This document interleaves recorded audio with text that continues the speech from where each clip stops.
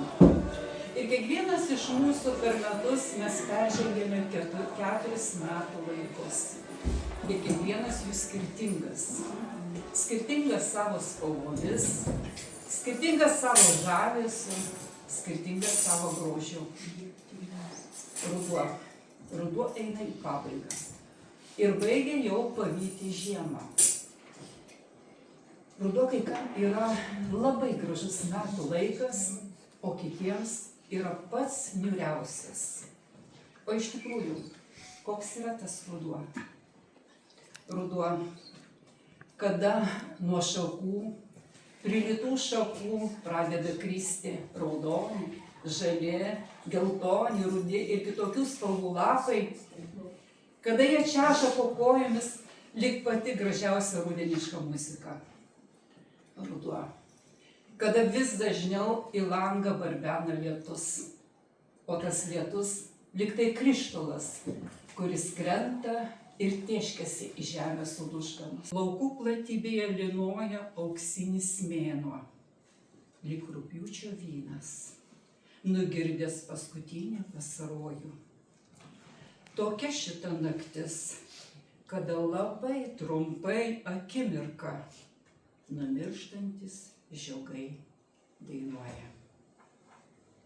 Ir šitos eilės, mano skaitytos eilės iš Audronės Guigaitės knygos Pilnatis. O tokių eilių yra labai daug. Ir šiandien man labai džiugu pristatyti, kad pas mus rado laiko atvykti pati šios knygos Pilnatis autorė.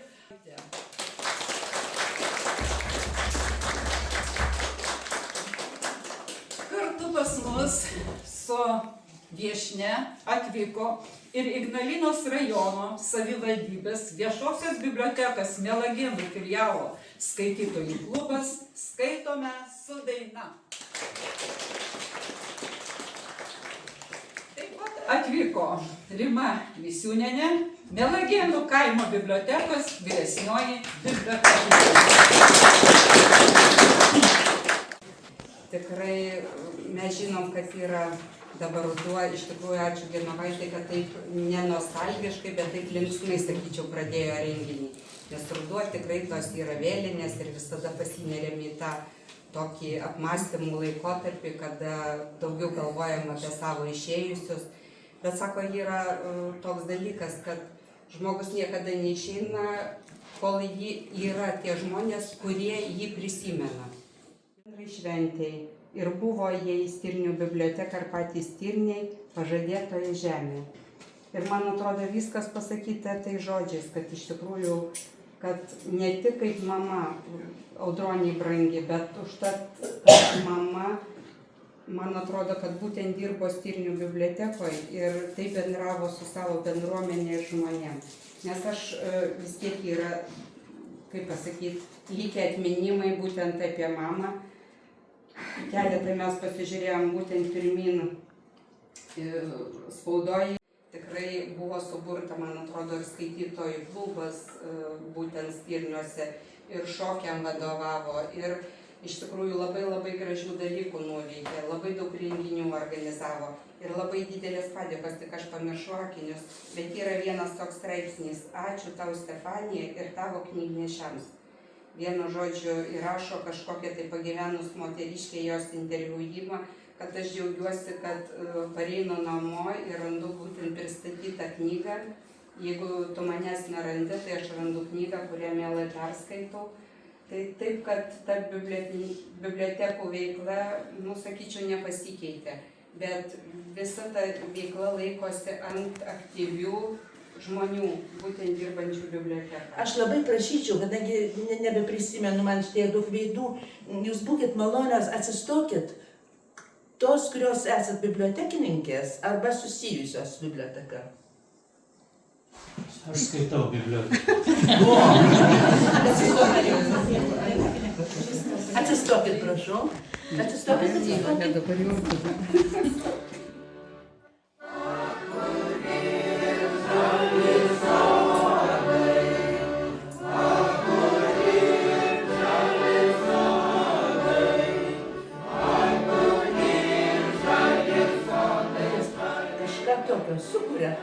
va rankose jau, tai net ne tik mintyse, bet ir va išeini iš bibliotekos nešinas kažkokio tai gražaus, didelio. Tai va, labai labai ačiū Jums. O va šitas dar kurios liko, tai toms, kurios netėjo.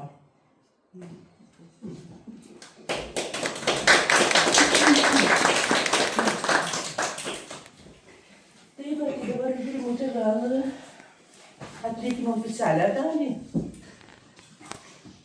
Vilniaus universiteto istorijos fakultete žurnalistė tapusi, taip pat ir aktorė tapusi, bestudijuodama. Po to galima sakyti, kad dauguma iš mūsų galėtume pasakyti, kad ėjom kartu, tik tai ne vienu laiku, ne tuo pačiu laiku, bet daugelio iš mūsų kryžiavosi, kirtos ir taip toliau. Kas neprisimena žurnalo Jaunimo gretos? Ar yra tokių? Turbūt nėra, ar ne? Kurio laukdavom kiekvieną mėnesį, kurį skaitydavom, galbūt išsikirpdavom, o kažkas mokėsi gitarą groti, kažkas ieškojo mėgstamų autorių, atlikėjų nuotraukų arba eilėraščių ir taip toliau. Po to leidyklos Politika redaktorė, žurnalo Adomas vyr redaktorė, leidyklos Pašekta direktorė, dabar žinau, ką reiškia tas pavadinimas. Na ir galiausiai Valstybinės darbo inspekcijos vyriausioji specialistė. Va taip. Karjera tokia. Tokia karjera. Na, o po to, toliau gal nevardinsiu, ten tarp žmonių ryšiai yra labai įvairūs. Ir kažkaip jau senokai bendraujam virtualiai, o šiemet štai kaip susitikom, tai negalim ir išsiskirti. Audronė, atėjusi iš praėjusio šimtmečio, kaip ir jūs, iš ten, kur drengia lietus. Iš karto tapau mamytės Stefanijos Vidžiūnaitės mokytojos pagal gimimą Labanoro Pašekščių kaime dukra Labanorska. Labanorska, taip sakom? Labanarska. A mes tai sakom Labanarska. Čia nekart grįžau sapnuose ir tikrovėje, gal dėl mamos eiliuotų ir apylinkėse dainuotų. Mano gimimo vieta, kaip ir tėvo, užrašė Šiškinius, taigi esmė kaip ir Ignalinska.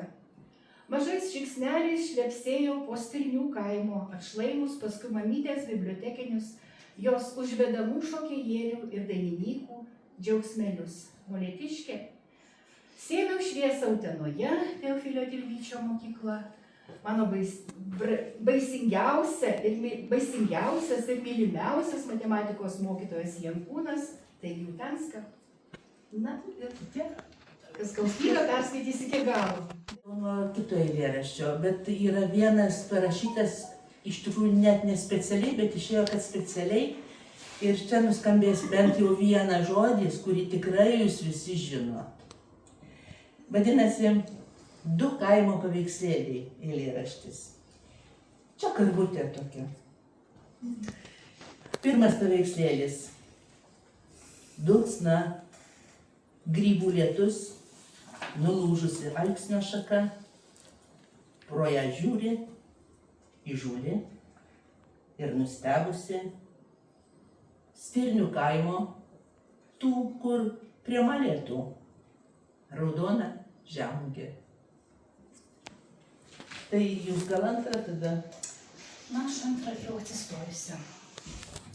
Mano baugščios kurienos, kilmingos raktažolės, mano nematomas ir atkaklus tako gyslotė, melsvi ir baltieji varpeliai, kartusis pelyne ir aistringas, šviežiai jaunamos žolės šūksnis. Thank you.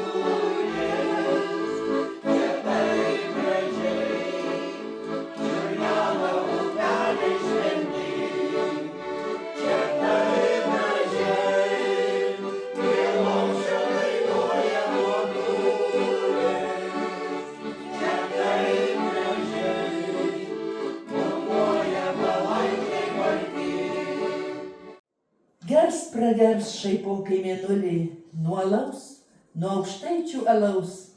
Pasirodys, kad guli nugriuvę Grigo ratai kieme. Ir skanaus bus daug juoko, muzikantą ištempiant iš jų. O ant kojų, vos jį ant kojų pastačius, dar žvaigždelė išpuls nuo skvernų. Prie užmigusio šūno pamatyti, kaip gyva įgerėjams pašvies, kai tie dūsaus paleis statinaitę. Kartu tai gerumas alaus ir nakties.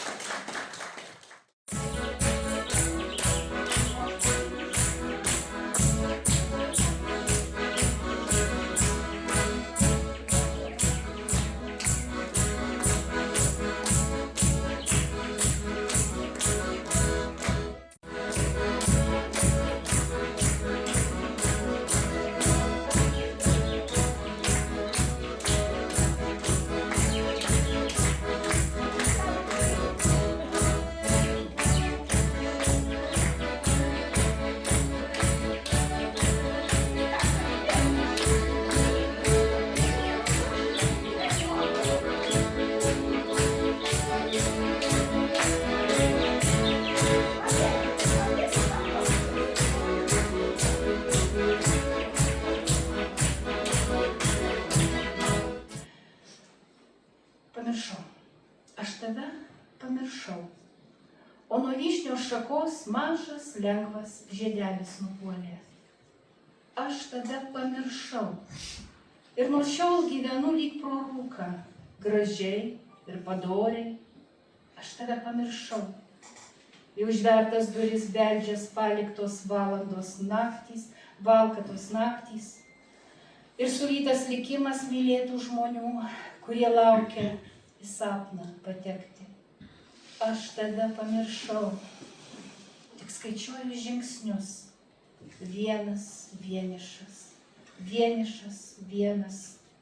Susimink, mano angelė, siųsk nors trumpam, tarsi laišką, ryškės mėnesienas. Tai neugi ne, sako, apie meilę pirmiausiai reikia skaityti. Ir man padovanojo švento rašto ten kažką tai pabūtų. Bet įdomiausia tai, kad paskui jį, bet kodėl aš prisiminiau, sekioja toksai šuniukas. Margis toksai.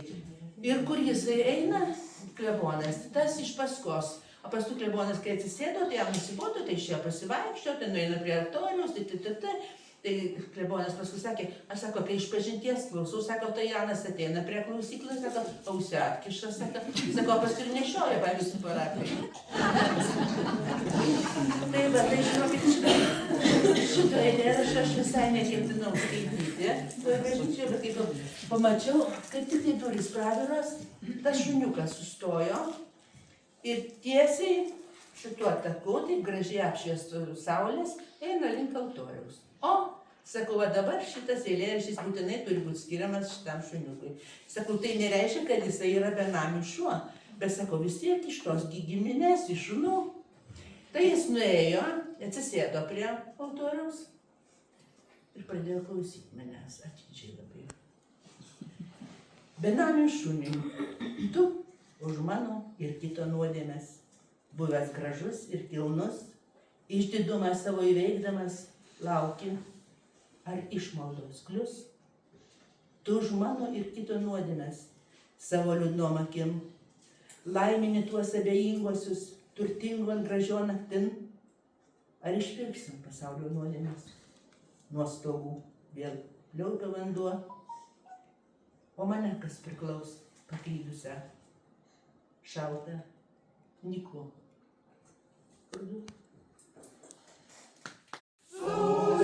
Susikalbėjo, susidomojo, jog pas vienų mergelai.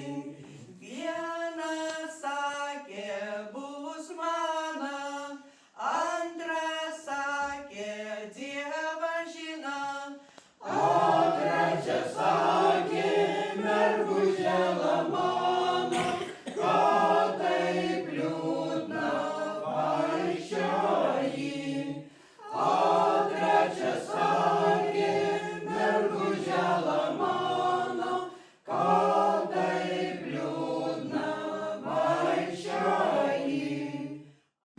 trumpai. Pasistengsim trumpai. Laikau rankose knygelę. Pas mane dabar bibliotekoje Ignalinos rajono savivaldybės viešosios bibliotekos Mielagėnų filiale vyksta liūdnos laikotarpis, ne biščios, bet laikotarpis knygų nurašymas. Kilnoju aš jas, dėlioju į dėžes, paskui traukiu iš dėžių, atsisėdus tarp lentynų dar pasėdžiu ir paskaitau ir atrandu kai ko. Ir va šeštadienio atradimas mano rankose. Aš dirbu 11 metų bibliotekoje ir ši knygelė buvo tikrai mėgstama vaikų. Pas mus buvo vaikų grupelė dar, pradinukai ir priešmokyklinukai, dabar jau nebėra. Tikrai mėgstama tokia va įdomi knygelė, va šitais vis man ją išlankstydavo ir paskui reikėdavo kažkaip sudėlioti. O šeštadienį atėjo jau jos laikas, vaikų nėra, metų jau jai gana. Ir skaitau, piešiniai kažkieno ir dabar neįžiūriu, leidykla 3 nykštukai, 1998 metai, parengė Audronė Guigaitė.